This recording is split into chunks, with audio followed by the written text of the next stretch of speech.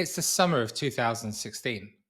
A man has been out for some drinks with old friends, and as they walk to get a taxi home, they make small talk with a small group outside a nightclub, as we've all done in the past.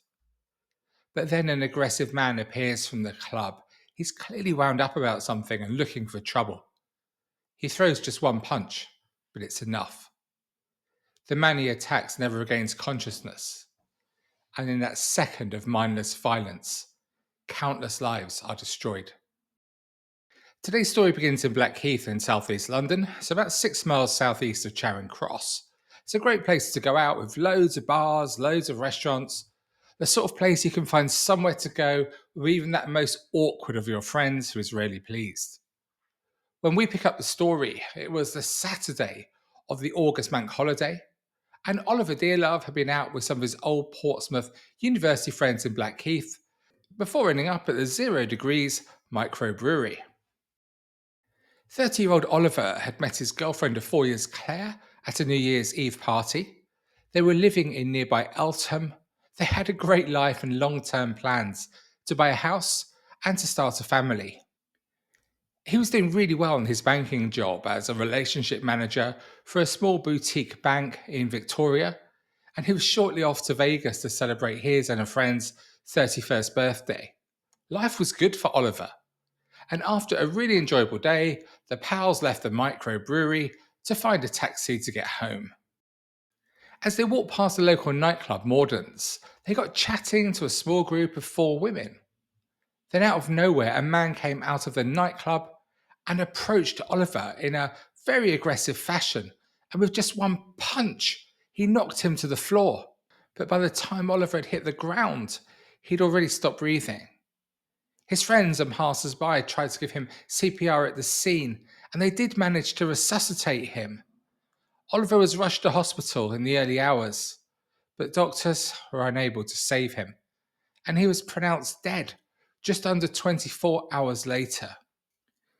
Tragically, Oliver Dearlove was only 30 years old when he died, and with so much to live for. His partner Claire later revealed that just hours before he was attacked, she'd received a final text from him telling her that he loved her. The post-mortem later found that Oliver had suffered a blunt force head injury, which left his neck rocking in a way that interrupted the blood flow to the brain, causing his fatal collapse on the street in Blackheath. Meanwhile, in the confusion of the moment, the man who had caused his death had slipped away into the crowds still on the streets of Blackheath. Detectives knew their best chance of finding the culprit was through the many CCTV cameras around and by talking to witnesses in the first 24 hours after the attack. Just why had this man approached Oliver and his friends and attacked Oliver? Oliver's mates told how they got into a conversation with the women. One of them had taken her high-heeled shoes off outside the club, and Oliver had asked her if her feet hurt, and she replied laughingly, "You know what? My feet are killing me," before going on to say that she'd recently given birth, and it was her first night out in 4 weeks. Oliver had said to his friends, "She had a baby 4 weeks ago. Doesn't she look well?" The woman then showed the group some pictures of her baby on her phone, and Oliver and the others were super polite and respectful and told her how beautiful her baby was. It was then that the attacker emerged and asked, "Who are you boys? And what are you doing talking to these girls?" Seconds later, he said to Oliver, "If you don't move on, I'll knock you out." But before Oliver could even move, the punch was thrown that ended his life. One of his pals said, "I believed with his left hand he hit him as hard as he could. He really put his whole body onto it. It was a very forceful, very quick, and very powerful. This man had bad intentions, basically. It was more of an aggressive hook. He put everything he could into it." It was days later that a local man handed himself in at a police station with his dad with him, saying that he was the man who'd thrown the fatal punch. This man was 31-year-old Trevor Tyman, who said that following the attack he had fled to City Airport, where he caught a flight to see his mum in Ireland. Detectives looked into the background of Tyman, who found work as a plasterer a skilled trade that offers real opportunity and decent earnings. But he suffered from epilepsy and after 4 years of work, felt unable to do so any longer due to his disability, and so he quit. He had a depressingly predictable track record of violence, and the ones that are recorded are those that took place in a public setting. I think it's fair to assume there are more which occurred away from prying eyes. When he was just 22, the victim of Tyman's anger was a bus driver. In court, Tyman pleaded guilty to using threatening, abusive, or insulting words and behaviour after he lost it with the bus driver in February 2008. As well as angry words, he also threatened the driver with a golf club. Nice. A couple of years later, on New Year's Day 2010, his charming nature was on display again, as police observed his uncle holding him back as he screamed, "As soon as the police leave, I'm going to start fighting." He later pleaded guilty to disorderly behaviour for this outburst. He was next in front of the courts in May 2010 when, outside a pub, he launched an attack on a woman who told how she was talking to a group of men, including a friend of hers, when he pulled up alongside her in a car and said, "Why are you talking to that?"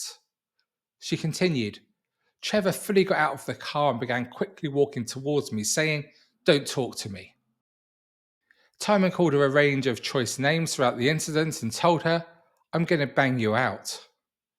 The woman said she asked him, "What are you doing acting like your brother?" She then remembered waking up on her left side laying on the floor. She said, "I felt pain to the right side of my face where I was hit, and to my left shoulder where I believe I fell." Tyman admitted a charge of battery for this appalling act of violence. Now, you might be wondering what the victim in this attack meant by saying he was acting like his brother. Well, Tyman has an older brother called Wesley, who, when he was 32 years old in 2005, he appeared in the Old Bailey, where he was found guilty of the murder of 19-year-old Dean Wheaton. For this attack, Wesley Tyman was sent to prison for 18 years, with the judge telling him, "Your intentions were grotesquely clear. You robbed a family of a well-loved son." Then in June 2011, there was another incident when Trevor Tyman was asked to leave a pub at closing time, but he wasn't happy about this. When he tried to get back in and was told he would have to go, he threw a punch at a member of the bar staff, which missed, and as he was bustled out by relief staff, his passing comment was, "I'll petrol bomb the pub." Back to this story. In custody accused of murdering Oliver Dearlove, Trevor Tyman told detectives that on the night in question he met a close female friend and three other women in Morden's nightclub where they were going to have a birthday celebration. He bought a bottle of champagne for the women and drank 2 glasses himself, he said. He said he wasn't drunk, but maybe a little merry when they left to get a taxi home. He told how he walked up to one of the women to tell her to hurry up because she had her shoes off. He then asked her what she was talking about to Oliver and his friends. Tyman claimed that one of the men replied, "Nothing to you, mate." Then, according to Tyman, it all closed in and an argument took place. One of the women present outside the nightclub had known Tyman for over 10 years. After his arrest, the text messages he had sent to her from Ireland were shared. He told her, "I hope you don't think I'm a lunatic because I'm not, XXX. Later he said, "I'm so sorry, I really am. No words can say how sorry I am. I'm not running away from it. That's not my intention. I swear to God, I will face it. Please ring me." He continued, "I'm so devastated about this. I'm in complete shock. You've not done anything. All I can do is tell the truth. I'm scared, seriously proper.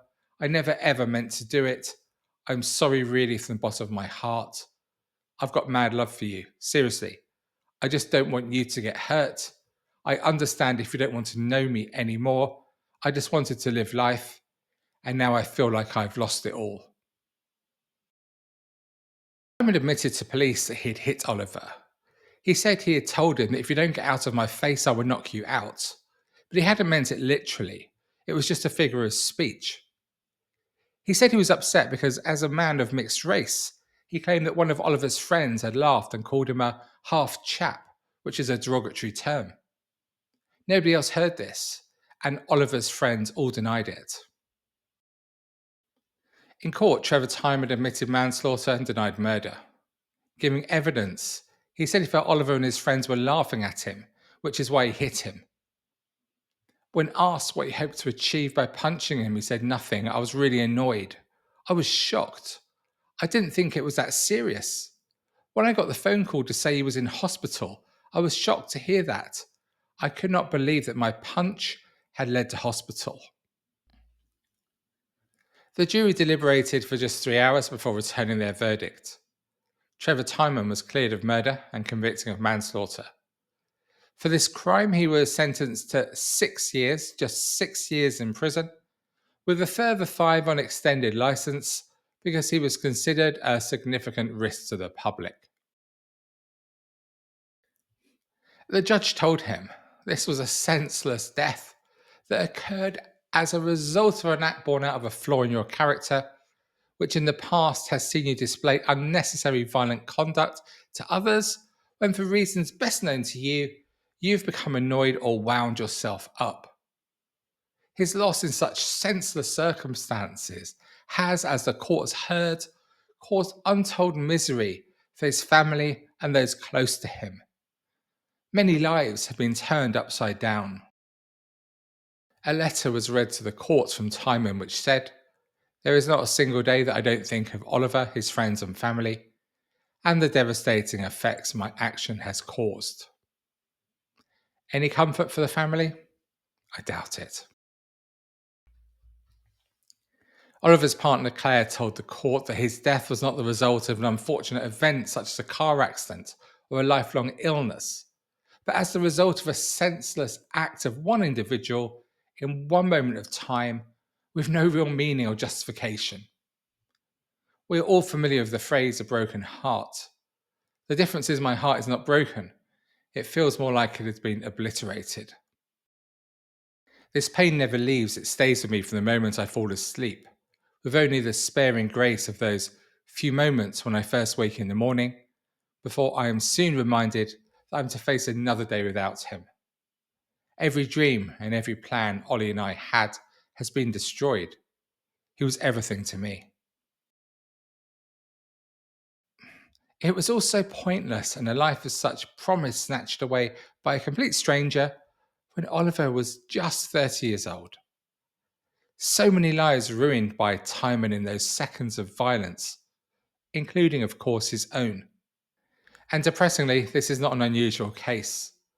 A quick internet search will show you so many other people who lost their lives after just one punch, nearly always in the same circumstances, to a random, aggressive man who was a stranger. I'm Adam Lloyd. If you've found this video of interest, please do go and watch another of my videos. Until next time.